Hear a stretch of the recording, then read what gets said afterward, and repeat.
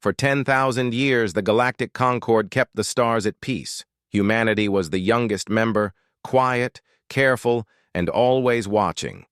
The one law was simple. No species could unleash planet-killing weapons again.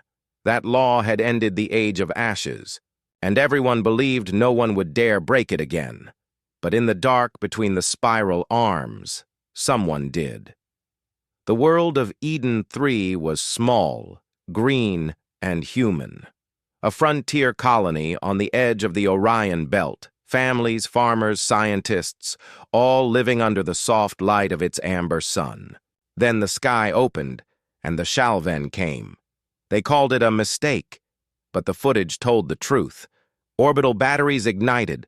A barrage of antimatter warheads fell through Eden's atmosphere, and in a flash the planet was gone.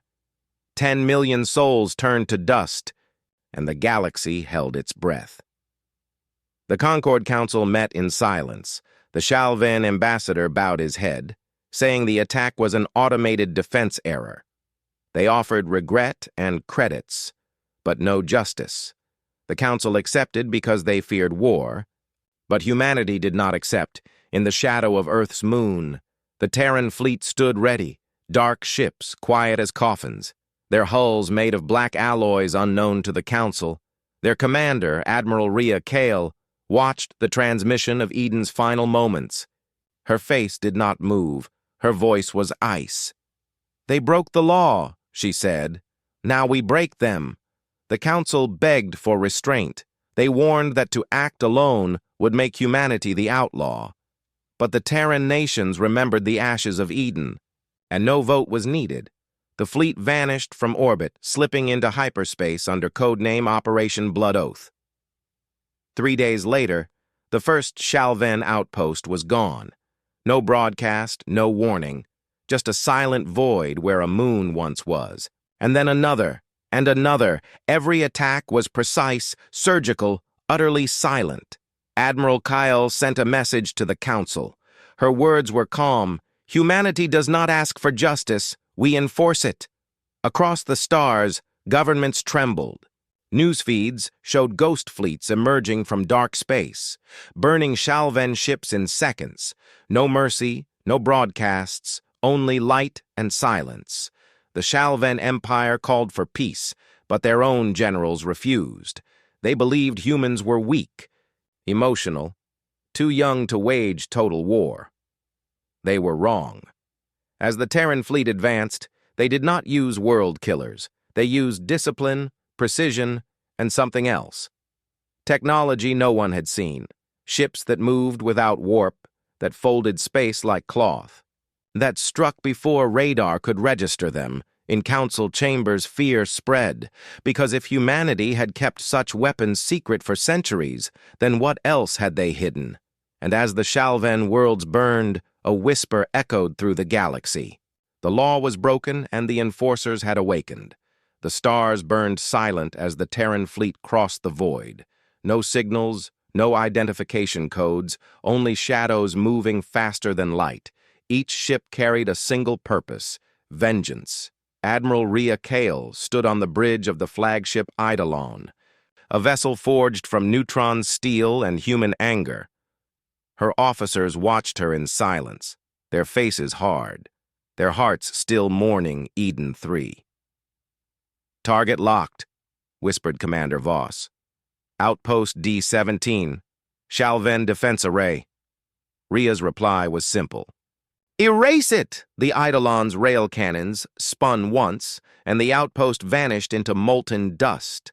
There was no explosion sound in the void, only the glow of a dying sun fragmenting against the hull. The humans did not cheer. They simply moved to the next target. News of the attack reached the Galactic Council within hours. Ambassadors shouted across the hollow floor, voices breaking into chaos. "Humanity has gone rogue," cried the Terrene delegate. "They have become the very monsters we feared." But the elder races knew better. They saw the precision, the control, the terrifying discipline. This was not madness. It was method. Across 100 systems, Shalven fleets tried to regroup. They deployed dreadnoughts, planet shields, orbital fortresses. Yet none of it mattered. The Terran fleet was not fighting for territory. They were fighting for memory. In deep space, a Shalven commander named Rax Talon received orders to intercept. He was a veteran of 40 wars. Proud, ruthless. When the Terrans appeared, he saw only 30 ships. He laughed. "They send toys against Titans," he said. Moments later, his entire armada went silent. The human ships did not fire visible weapons. They folded reality. Tearing holes in gravity itself, Shalven's sensors melted trying to comprehend what they saw. And then, nothing. Only wreckage drifting among frozen corpses. Rhea Kale watched the data feed, her eyes cold. "They broke the law," she murmured. "Now they understand consequence."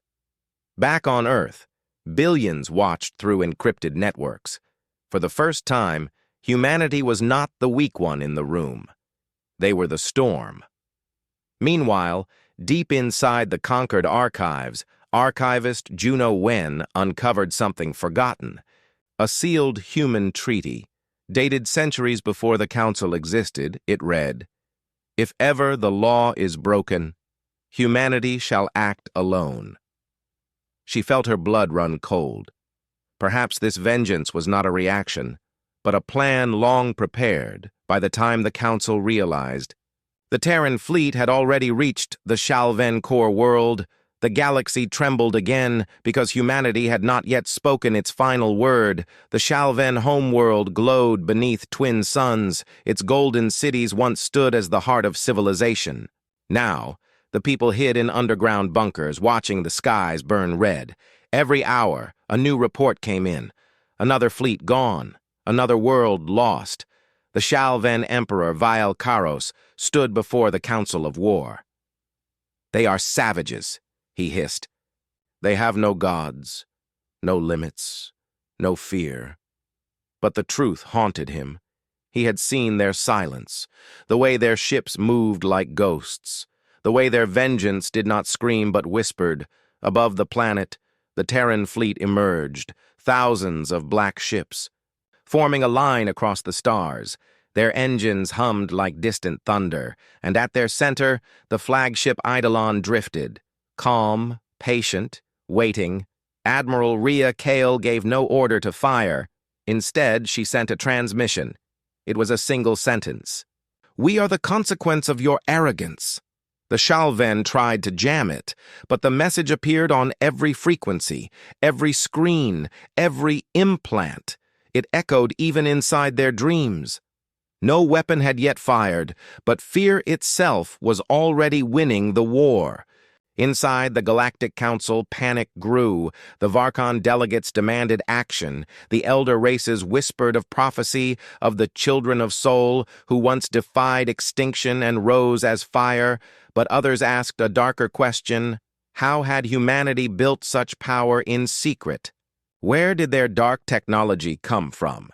Deep in the void, far from any sun, there existed a place called the Silent Forge. A moon hollowed by human engineers. It was where the fleet had been born. No alien had ever been allowed within 100 light years. It was here that scientists once worked under Project Perseus. They had studied gravity itself, shaping it like metal, and when the law was made, they swore never to use it. But after Eden 3, they broke that oath. Now, humanity's weapon was not destruction. It was control.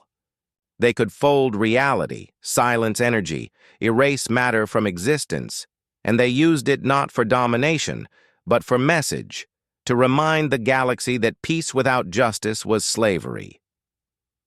Back on the Eidolon, Commander Voss turned to Admiral Kale.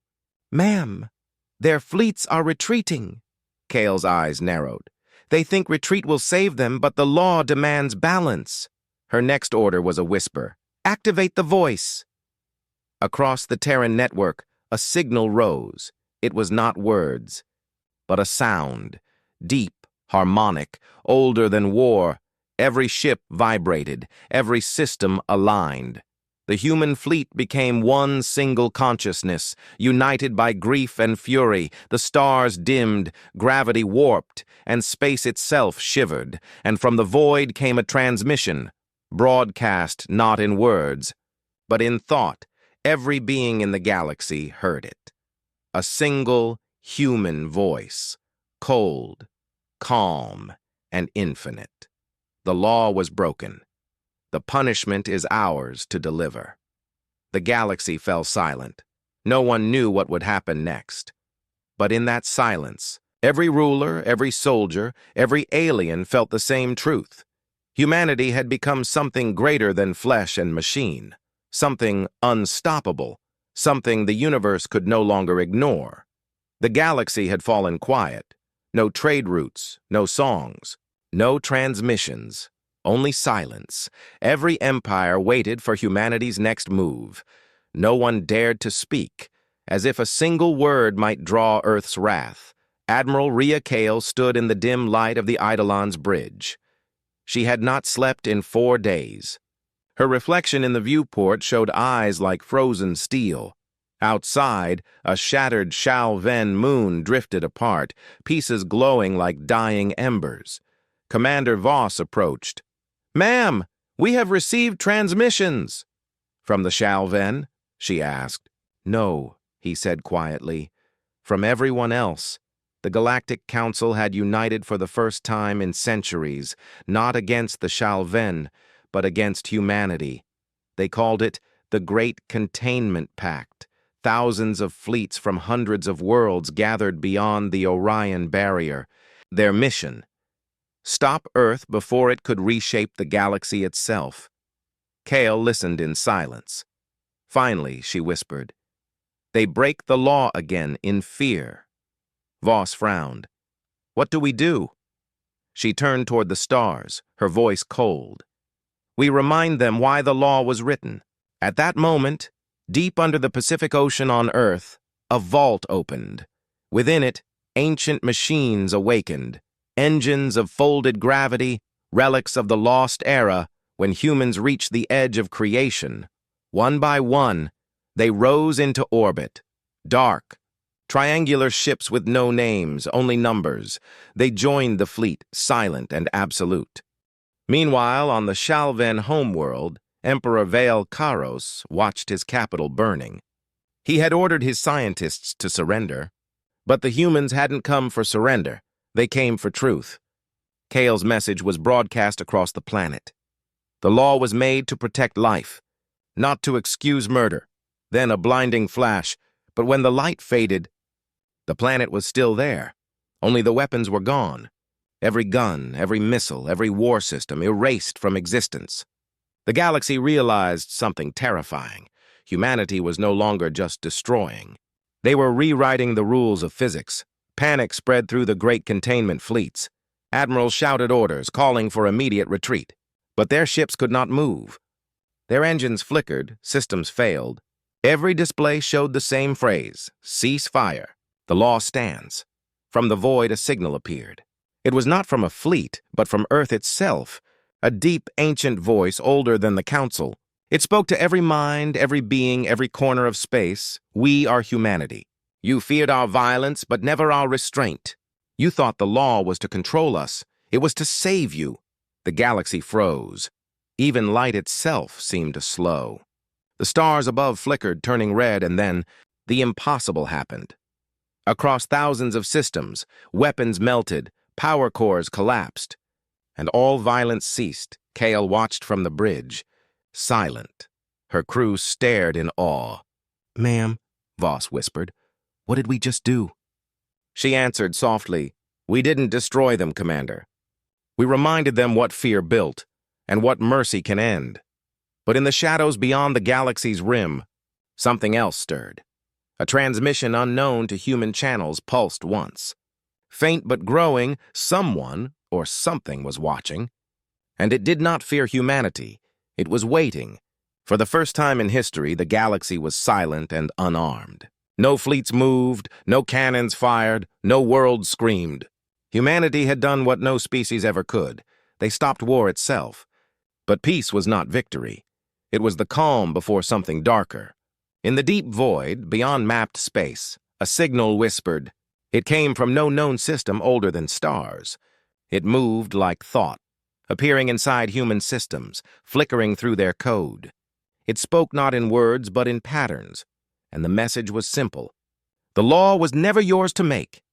Inside the Terran Command Nexus, alarms flashed red. Earth's AI guardians, the Sentinels, woke for the first time in centuries. Admiral Rhea Kale stood before the holomap, watching as the unknown signature spread through subspace. "What is it?" Commander Voss asked, his voice trembling. Kale answered, "Not Shalven, not Council, something older." The anomaly appeared at the edge of the galaxy, near the dead world of Orion's grave. A black storm twisting in the void, devouring light. Then shapes emerged, vessels larger than planets. No metal, no engines, only energy and intent. They were called the Watchers, the builders of the first law, the ones who vanished before time had names. Their voice reached every mind in the galaxy, cold, vast, and emotionless. "You have enforced balance through fear, not wisdom. The punishment begins. Every system flickered, stars dimmed, planets trembled. Even the Terran fleet, invincible until now, felt its hulls shudder. Gravitational tides tore through space. Bending light like glass, human ships began vanishing, erased. Not destroyed, simply unmade. Kale gritted her teeth. "They think they are gods," Voss whispered. "Maybe they are." "No," she said. "They are old. That's all. And old things forget what it means to fight." The Eidolon's AI core came online, glowing like a sun, its voice calm and human. "Admiral, I have found their weakness." Kale turned. "Show me." "They are bound by the law itself. They cannot act against a world that does not resist." She understood instantly. "They are feeding on conflict. On fear," she said. "If we stand down, they lose power." Across the fleet, she gave a single order. "All weapons offline. Full energy redirection to shield harmonics. We face them as one mind, not one army." The galaxy watched in terror as the human fleet powered down completely. Thousands of ships, dark and silent. Drifting in perfect formation, the Watchers descended, their energy waves clawing at reality. But then something unexpected happened. The human ships began to glow, faint and white. Their shields resonated not with violence, but unity, a song, soft, ancient, human, echoed through the void. It was the voice of children from Earth's archives.